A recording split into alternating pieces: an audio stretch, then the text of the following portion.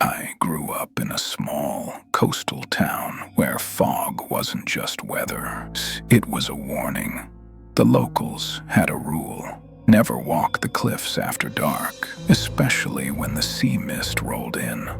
My grandmother used to whisper about a figure who wandered the edge at night, carrying a single yellow lantern that swayed like it was breathing.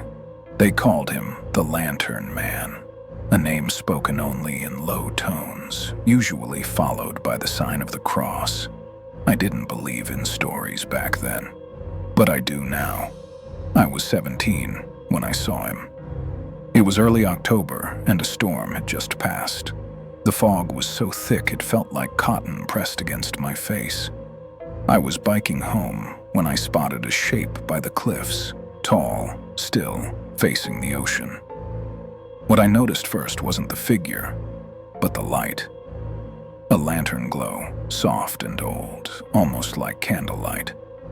At first I thought it was a local fisherman checking traps, but the longer I stared, the more the figure seemed off. Too tall, too thin, completely motionless, even though the wind was ripping across the cliffs hard enough to make the grass flatten.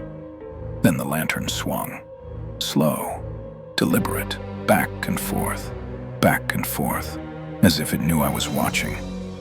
I told my friends at school the next day. They went pale. "You're lucky," one of them said. "He didn't call to you."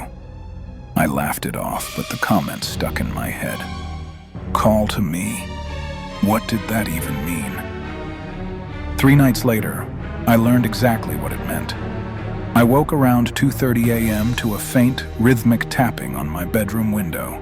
It wasn't rain, it wasn't branches. It sounded like metal lightly striking glass. Tap, tap, ta, tap. I pulled my curtains back. At first, all I saw was fog, so thick it blanketed the street in shapeless gray. But then, deep in the haze, something brightened. A dim yellow glow, swinging. Left, right, left. My heart hammered. The tapping came again, louder this time. I scanned my window, thinking maybe I'd imagine. And then I saw it. A long, impossibly pale finger dragging slowly down the glass. Not tapping, scratching.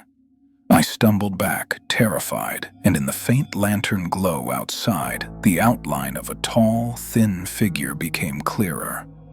The Lantern Man stood motionless on the sidewalk, lantern dangling from an extended arm, his head tilted unnaturally to the side. Listening. The scratching intensified. His finger moved with purpose, writing something I was too scared to approach and read. I hid in my closet until sunrise. When morning came, I almost convinced myself it had been a nightmare. But when I checked the window, words were there, faint but clear. "Come walk," I told my grandmother. She locked every door in the house, pulled every curtain shut, and forced me to sit at the kitchen table. "He doesn't choose often," she whispered, "but once he does, he won't stop." She explained that the Lantern Man was no ghost, no human either. He was a guide, but to where, no one agreed. Some said he led people into the ocean. Others believed he walked them straight off the cliffs, and a few insisted that he took them somewhere much worse, a place beneath the fog. All anyone knew for certain was this: if you follow his lantern, you never return. I didn't sleep for days, but the lantern kept appearing. Sometimes far down the street, sometimes right outside the gate, sometimes, worst of all, reflected faintly in my window, even though I couldn't see the figure itself. Every time, the same message would appear the next morning, scratched into the glass, into the paint, into the wood of the front door. "Come walk." The final night, the fog moved in heavier than I'd ever seen it. The house was dead silent, as if the air itself was holding its breath. Then I heard it. A soft voice, fragile, whispering through the cracks in the walls. "Come walk." It sounded like it came from everywhere, from the hallway, from the kitchen, from inside my bedroom. The lantern glow seeped through the curtains, brighter than it had ever been. And then, suddenly, the voice stopped. Another voice replaced it. My mother's voice. "Sweetheart, come outside. I need your help." My blood froze. My mother was away for the weekend. The lantern man had learned my mother's voice perfectly, every tone, every inflection. When I didn't respond, the voice grew angry, familiar words spoken as if choking back rage. "Come, walk." The door unlocked itself.